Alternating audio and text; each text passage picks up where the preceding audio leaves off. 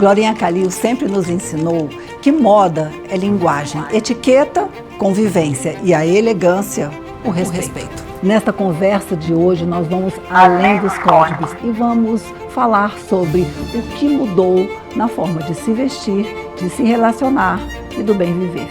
Eu sou Paula Santana e este é o Bendito, o programa que fala de pessoas benditas.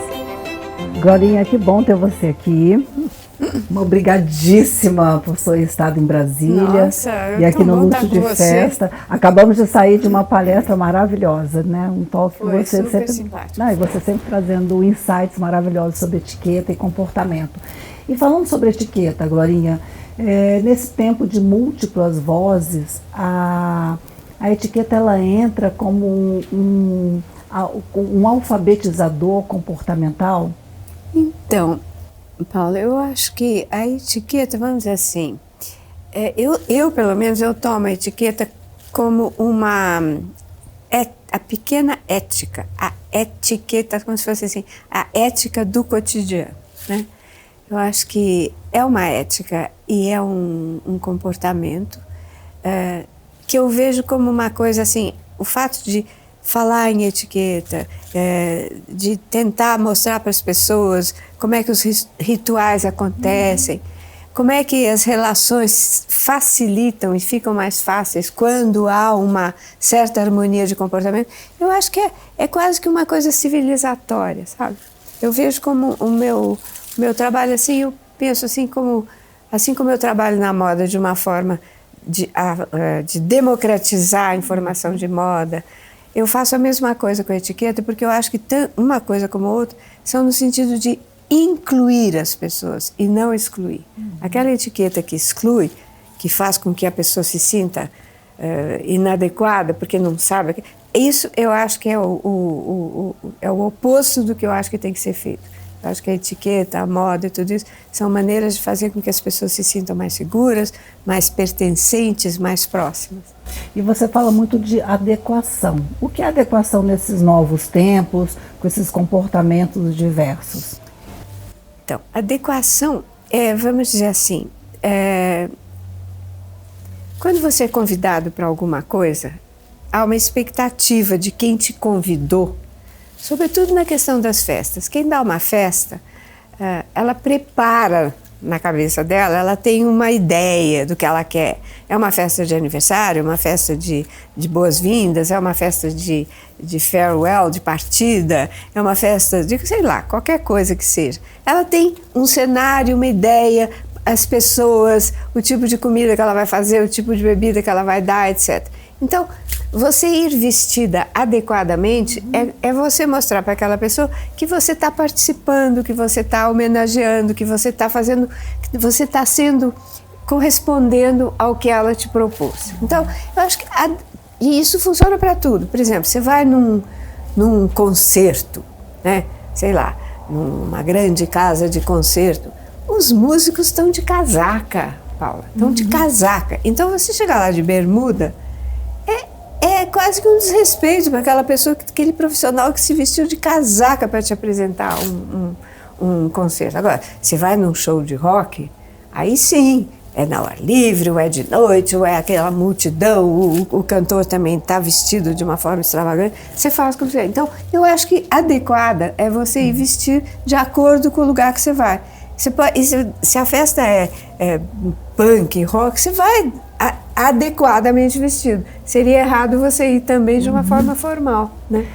Glorinha, quando foi que a etiqueta, vamos dizer assim, te encontrou? Porque você é uma mulher de mercado, né, atua com moda há muitas décadas, foi uma das pioneiras, né, na internacionalização de marca, trabalhou com a indústria têxtil como consultora, dentre várias outras áreas, e de repente você se torna a chiquérrima que começa a mapear, dar sentido digamos, a essa nova etiqueta. Então, Paula, na verdade, eu fui conduzida, porque eu percebi, no fim das contas, que atrás de toda pergunta de moda vem embutida uma pergunta de etiqueta.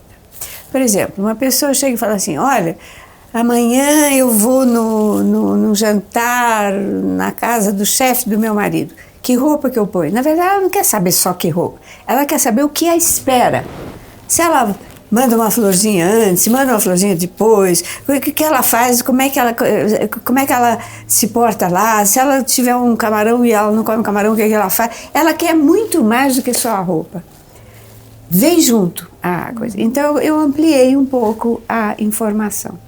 Mas isso veio naturalmente num processo Foi. de você já ser destacada do contexto por ser extremamente elegante, chique e educada?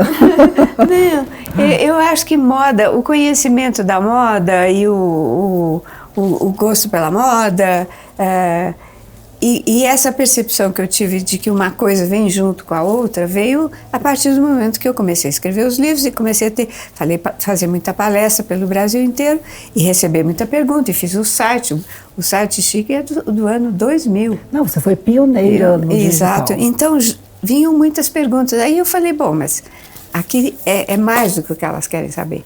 E eu fui respondendo porque eu tive essa oportunidade, eu tive conhecimentos para isso e fui ampliando, então, a informação. E você entende que hoje existe uma nova etiqueta com esse mundo novo, esse mundo digital que nos invadiu, né? Nós que somos analógicas, vivemos dentro de uma outra forma. Há coisas novas acontecendo positivamente e negativamente que nos levam para novos caminhos de comportamento? Não tem dúvida, não tem dúvida. A internet mudou completamente todas as estruturas, né? Estruturas industriais, estruturas do consumo, estruturas de uma maneira inacreditável. Profissionalmente, todas as profissões foram atingidas, algumas muito, como a nossa, né? A gente era do mundo de jornal, revista, do mundo onde havia uma espécie de central de informação. Isso se espatifou, se multiplicou e hoje... Olha, eu me lembro que quando eu comecei a fazer palestra, que foi depois que lancei o primeiro livro, que foi em dezembro de 96, eu viajava muito para o Brasil inteiro. Eu chegava às vezes em capitais mesmo, que era um pouco fora do eixo Rio-São Paulo, etc. E as pessoas me falavam assim, mas sabe, a moda aqui é mais conservadora, porque nós estamos muito longe dos centros. Só que hoje todo mundo é centro. Acabou esse negócio de centro, não tem mais uma central. Está tudo múltiplo ao mesmo tempo. Então, isso mudou completamente. Nós perdemos também aquele lugar de centralidade e fomos achar os nossos lugares também na internet, alguma coisa assim. E você... nessa época, quando nos conhecemos, 30 anos atrás, né, no início do São Paulo Fashion Week, antecedendo um pouquinho Morumbi Fest e Toervas, lembra? Foi quando teve aquela eclosão da moda nacional e você já muito bem situada no mercado, e todas nós surgindo, né, a partir dos nossos veículos. Então, você sempre esteve à frente, você sempre foi uma mulher de visão. E quando, ali no início dos anos 2000, de repente, eis que surge a Glorinha Kalil, deixando, né, a revista impressa para se tornar a primeira mulher no digital a falar de moda. E aquilo ali foi uma loucura, porque a gente assistiu o desfile e meia hora depois estava no seu site derrubando todas as análises que sairiam somente no dia seguinte no jornal impresso. Como foi isso? Como essa performance? Você sabe que outro dia o São Paulo Fashion Week está fazendo 30 anos agora, né?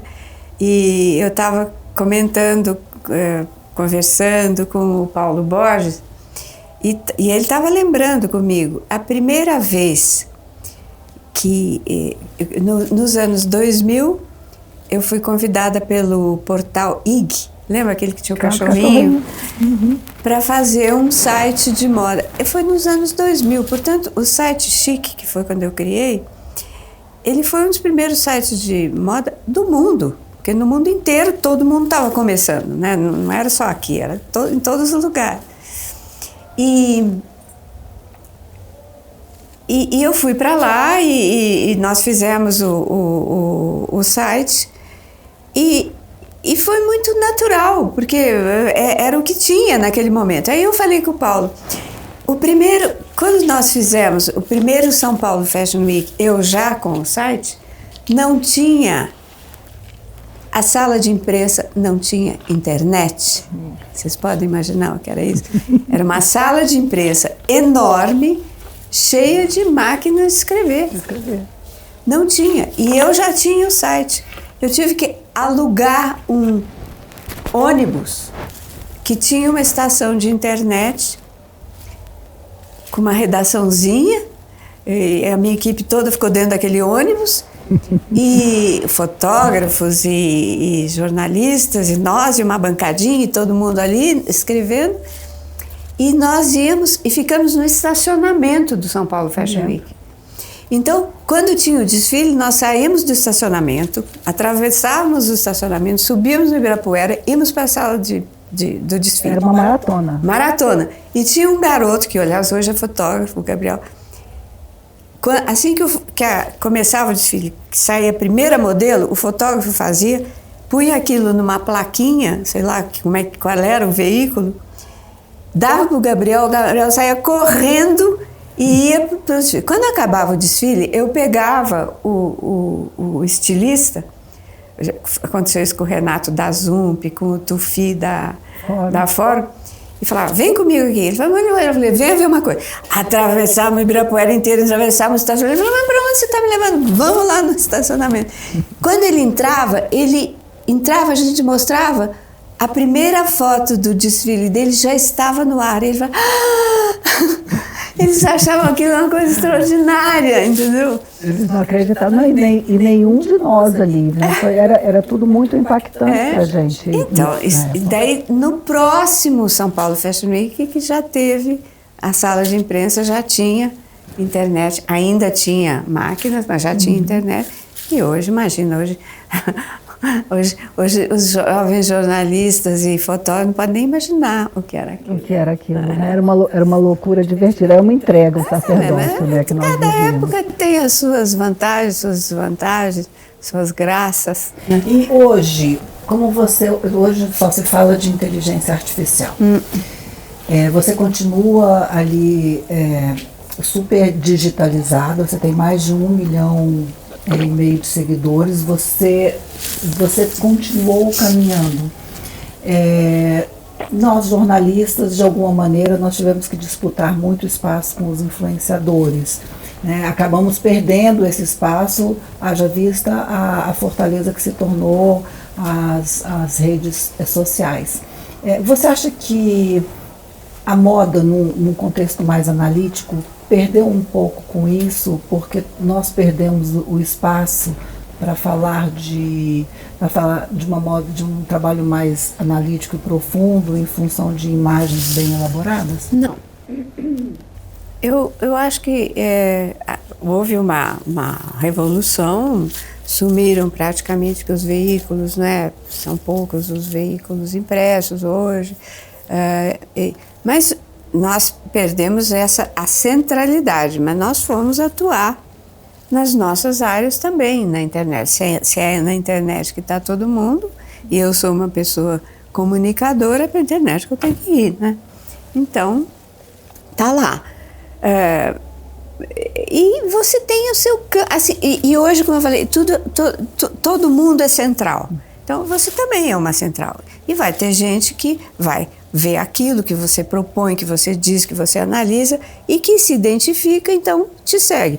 E ao mesmo tempo ela segue outra pessoa completamente diferente, porque se veste de uma maneira interessante. Eu acho que o consumidor, vamos dizer assim, a pessoa, os não profissionais ganharam muito com isso. Porque hoje eles têm um leque de informações extraordinário. Agora, A moda ficou mais divulgada, mais difundida, o comportamento, só que ficou de mais difícil leitura. As pessoas hoje têm mais dificuldade em si, porque não tem alguém dizendo, olha, explicando, saindo tudo da central, olha, a moda foi essa, as tendências são essas, é assim que veste, etc. Acabou isso. Agora virem-se. Agora virem-se, porque a informação está aí. Agora cabe a vocês, aos consumidores e aos leitores e aos viewers, os seguidores, de achar com quem que se identificam, pegar um pouco daqui, um pouco dali e montar a sua visão, né? E isso também repercute no que a gente chama hoje da jornada do consumidor. E agora, depois quero que você comente se você já tem uma opinião formada sobre a chegada da IA na moda como consumo. Porque antigamente era somente a loja física e ponto. Né? E hoje você faz uma busca nas redes sociais, você já sabe mais ou menos o que você vai encontrar na loja. Quando você chega lá, muitas vezes você tem até mais informação que o próprio vendedor, e já é uma venda um pouco mais direcionada e quase que, né, concluída. Como você vê que mudança nós teríamos que nos preparar, né, no mercado de consumo, de moda, com a inteligência artificial? Não, minha filha, só Jesus Cristo pode responder isso, não sei. Faço a menor ideia, não sei o que vai ser. Ninguém sabe o que vai dar isso. Até que ponto isso vai influenciar o quê, né? Não sei, é uma coisa extraordinária, né? É uma coisa extraordinária. Agora, vamos ver, não se sabe. É impressionante, a gente nunca podia imaginar que hoje nós teríamos isso a nosso dispor e a gente nem sabe exatamente de que maneira usar e como isso vai repercutir. E como tudo, vai ser bem usado e vai ser mal usado, é assim que é. Agora, aonde que isso vai dar, se isso vai ter um limite, não vai, se vai, uma hora vai aparecer... Alguma interferência criativa, não faço a menor você ideia. acha? É possível. Agora, com elementos dados, né? Vamos dizer assim, o banco de dados, nem sei como é que chama, o cérebro, inteligência artificial, ele por enquanto ele não inventa, ele processa, né? São informações que você dá, que ele recebe. Agora, aonde vai dar isso? Se isso daqui a um pouco vai começar a criar coisa, sei lá. Glorinha, você nunca falou exatamente sobre tendência, né? Sempre foi sobre comportamento, muitas vezes sobre a própria roupa, mas você tratou a moda o tempo inteiro como uma linguagem, um código e até mesmo um manifesto, né? Essa é uma característica sua. Você consegue identificar que discurso que a moda traz atualmente? Olha, nunca me interessei em ficar só em tendência, porque claro que quando você tem um site informativo de moda, você tem que dar, sobretudo naquele tempo que tinha, né? Antigamente as tendências, quando as coisas eram centralizadas, trabalhava-se com uma certa tendência, você conseguia distinguir. Hoje, como é tudo completamente pulverizado, cada bolha dessas tem suas tendências, né? Então, eu acho que tendência é uma... E tem de tudo. Às vezes as pessoas me perguntam assim, mas afinal, o que está na moda? E eu falo assim, olha, minha filha, é o seguinte, se você me perguntar qual é a saia que está na moda, eu vou dizer assim, ó, tem micro, tem mini, tem pelo joelho, tem midi e tem longo. Qual é o seu estilo? O que interessa hoje é a escolha. Eu sempre digo assim, moda é oferta, estilo é escolha. Ou seja, a moda oferece de tudo hoje. E você vai lá e escolhe o que combina com você e o que te representa mais. Mas dizer que hoje está assim, não, a tendência é assim para você. Para aquele grupo é de outro jeito, para outro jeito, entendeu? Falamos agora de ocasião e de adequação. Então, você conclui que não existe nem certo e nem errado nesses tempos de diversidade. Vamos dizer assim, que dentro de cada estilo tem as pessoas que fazem escolhas mais interessantes, mais refinadas, e tem outras que não fazem. Sempre vai ter uma variação, independente da bolha, todas as bolhas vão ter os seus mais bem vestidos e os seus menos interessantes. Isso não tem como. Isso não tem como. Isso não tem como. Não, e é isso que traz a todo o movimento e a dinâmica da moda. E a gente estava falando aqui em 30 anos. Nesses 30 anos, e dentro, você veio com a Fiorucci, foi na década de... Você já estávamos em 80? Foi final de 70, começo de 80, Nesse finalzinho, que era uma loucura ter uma calça da Fiorucci. Era perto da minha casa, tinha uma loja aqui em Brasília, a única importada da cidade. E era aquela calça era o maior desejo de qualquer adolescente. Depois a gente acompanhou um pouco do Grupo Mineiro de Moda, viemos depois com os anos 80, com aquela explosão do Rio, lembra? Company, Mr. Wonderful. Mas foi junto, viu? A Fiorucci. Foi meio paralelo. Foi meio paralelo, Quem mais? Yes Brasil. E aí chegamos na década de 90, né? Muitos que lá surgiram estão estabelecidos até hoje. Muitos estilistas. E surgiu o Paulo Borges, que organizou todo esse mercado pra gente. A minha pergunta para você é, por que 30 anos depois a moda ainda luta para se estabelecer no Brasil? O que nós ou quem fez de errado que nós não conseguimos ter uma dinâmica fluida que faça com que todos nesse mercado consigam ter êxito financeiro, recursos? Problema econômico, não se esqueça que em 90 a moda teve uma grande presença na vida de todo mundo dos anos 70 até os anos 2000, né?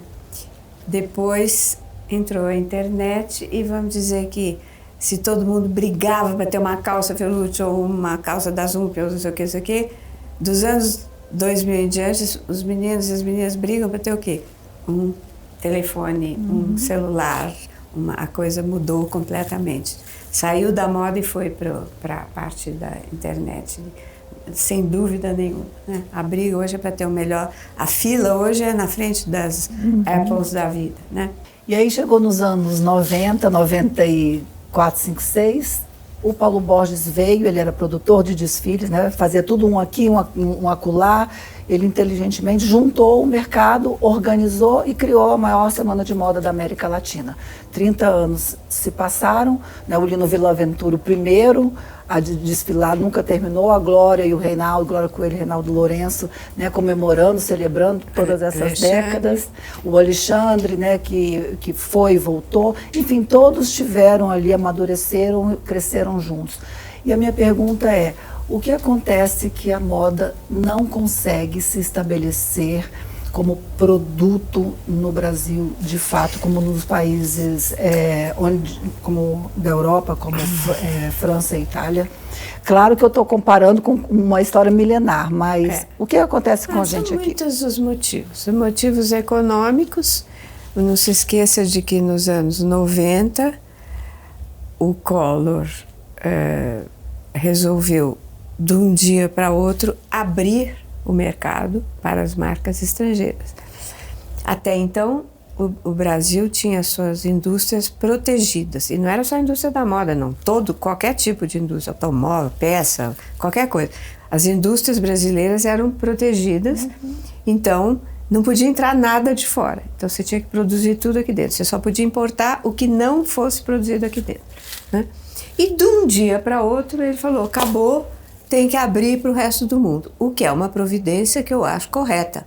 Porém, você para fazer uma coisa dessa, você tem que preparar um país que está não sei quantos anos protegido. É como se você tiver com um bebezinho e falar, agora joga na rua, ele que se vire. Não, você tem que falar, vamos fazer o seguinte, vou abrir daqui a um ano, vou fazer linhas de financiamento para vocês atualizarem seus maquinários, vou dar um tempo para os seus profissionais saberem como é que mexe com esse mercado novo, e daí um tempo você abre, e não de um dia para outro. O que aconteceu?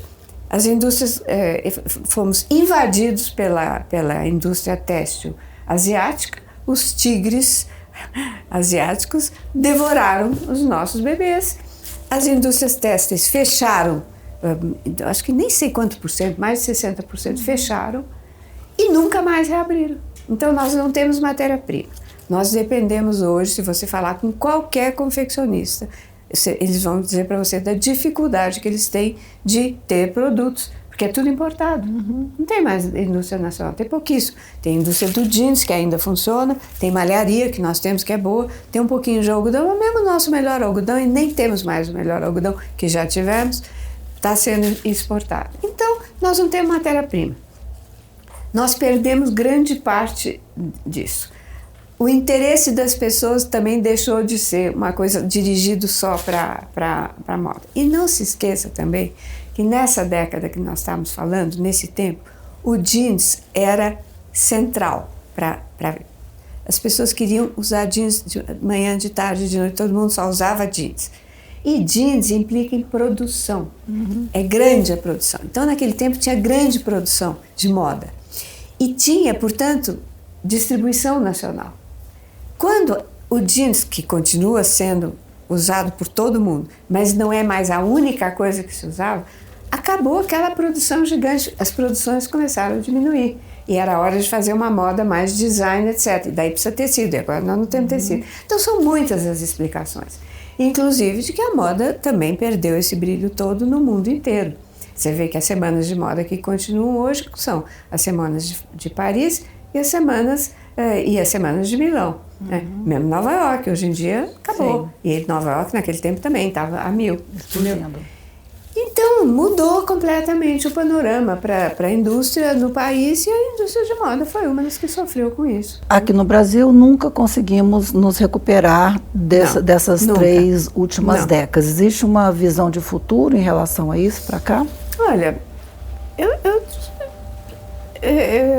eu me pergunto, se você não tem uma produção de tecidos, que é a matéria-prima de uma confecção, você tem que se limitar a um tipo de moda que é feita. Então, nós somos bons de jeans, somos. Nós somos bons de malharia, somos. Nós somos bons de moda praia. Talvez se a gente fosse um pouco mais para esse lado. Mas eu entendo também que os jovens estilistas falam, mas eu não sou obrigada a fazer uma moda regional, eu sou um estilista contemporâneo, eu quero fazer moda igual que qualquer estilista do mundo.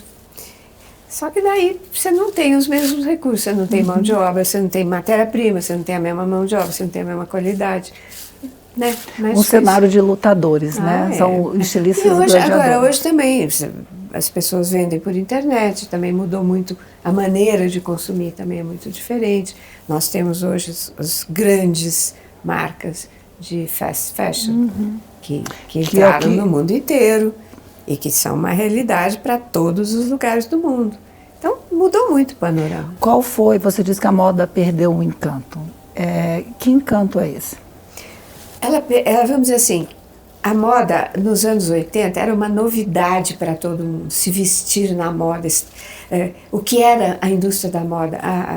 O mundo inteiro tinha acabado de deixar as costureiras que faziam roupa e introduzir a indústria da moda. Apareceu a figura dos costureiros, a figura dos estilistas. Foi toda uma novidade. Assim como começa a televisão, aparecem as novelas, depois aparece o streaming, depois aparece outra coisa, né? Deixou de ser o único assunto para ser, ainda existe, é de grande interesse ainda, mas não está mais sozinho no palco, ele tem que brigar com os eletrônicos. Né? Glorinha, e você continua ainda envolvida, ainda nas primeiras filas das semanas de moda? Qual é o seu relacionamento atual? Sim, o que mudou é o seguinte, quando eu tinha o site Chique, quando nós tínhamos site, aquilo era jornalístico. Nós fazíamos uma cobertura de São Paulo Fashion Week, assim, desfile por desfile, análise de cada um, com todas as fotografias e tudo. E ainda tem sites que fazem isso. Eu não tenho mais o site, né? Então, para mim, hoje, eu falo mais da moda muito mais como uma maneira de expressão das pessoas e procuro orientá-las no sentido de que vejam a moda dessa maneira. Como isso que eu falo, a moda é uma oferta. O importante é o estilo, como é que é o teu estilo. Pensa em você, como é que é a tua vida, como é que é a tua idade, como é que é o tipo de vida que você leva, a cidade que você mora, é quente, é fria. E é nesse contexto que você tem que pensar o que é mais adequado, o que é melhor para você, o que te faz, o que te representa mais. Então eu não tenho mais a obrigação da hard news, entendeu? Eu estou muito mais na crítica e na observação. E daquele contexto analítico que Sim, nós análise fazíamos. você faz muito mais da moda do que de cada coleção, Sim, né? sim. Quando acaba uma semana, eu posso fazer uma apreciação geral do que foi visto ou não, dependendo se tem alguma coisa que interessou ou não. Mas não é mais aquele tipo de informação quente da notícia diária. Eu acho que aquilo passou um pouco, né? Hoje. Ainda tem, não é? Ainda tem muita influência que faz coberturas diárias, tem muito jornal ainda dá alguma coisa, mas é do outro jeito, né? Ô, Glorinha, quais são os seus prazeres hoje? Além da moda. Além da moda. Ah, mas são muitos. As pessoas acham que quem gosta de moda só gosta de moda. Não. Eu gosto de muita coisa. Nossa, eu gosto de viajar, eu gosto muito de comer, eu gosto muito de passear, eu gosto muito de música. Eu gosto muito de música clássica. Eu sou assinante da Sala São Paulo, que é a orquestra da OSESP, que é a Orquestra Sinfônica de São Paulo. E eu vou todo mês, eu vou, que eu faço. Então eu gosto de muita coisa. Nossa, tudo me diverte. E você, que sempre esteve muito à frente do tempo, você tem algum tipo de conflito com essa nova geração que está vindo desconstruir todos nós do século passado? Não. Eu acho que é uma mexida no tabuleiro, entendeu? Mas você acha o teu lugar, se você tiver afim. Teve um momento que eu falei assim, bom, então assim, você quer continuar a seguir o movimento da moda, continuar fazendo o comentário das atualidades? Se você quer, você tem que ir para a internet. Então eu achei um lugar para mim na internet. E hoje é assim, é pulverizado. Eu não tenho nostalgia do passado ou de outra maneira. É assim. E eu até falei outro dia, quem olha para trás vira estátua de sal. Você pode aprender com o passado, porque você aprende, mas não pode repetir. Sim. Olhou para trás, repetiu, vira estátua de sal. Algum estilista que você esteja acompanhando atualmente, aqui ou lá fora, que mereça o seu mérito? Pois é, hoje está tão confuso esse negócio de estilista também. Esse negócio das marcas agora com essa dança das cadeiras, uma hora é tal fulano que está em tal lugar, depois ele muda. E as marcas vão perdendo identidade, sim, entendeu? Vão perdendo identidade, porque cada estilista que entra muda a cara da marca. Então, se eu gostava de determinados estilistas e tudo, hoje em dia, se eu gosto, por exemplo, para um estrangeiro, você pega um Saint Laurent, que era um que eu sempre gostei muito. Eu hoje, se eu entrar numa loja, eu não sei o que esperar. Pode ter tudo. Eu posso entrar lá, ter um blazer do jeito que eu estava pensando, como pode ter uma calça furada, porque eu não sei mais quem é o estilista que está lá. Eles estão fazendo as marcas perderem a sua identidade. Essa é uma grande discussão que eu tenho sobre moda com o pessoal da moda. Tem muita gente que fala, mas é uma maneira de renovar os jovens. Que vocês estão formando consumidores, vocês não estão fazendo clientes. É diferente. Eu acho que as marcas estão incorrendo nesse erro. Então, não tem ninguém mais que eu siga. Siga aonde? Vou seguir o homem atrás, ele muda de etiqueta. A gente até esquece quem é que está vindo aqui.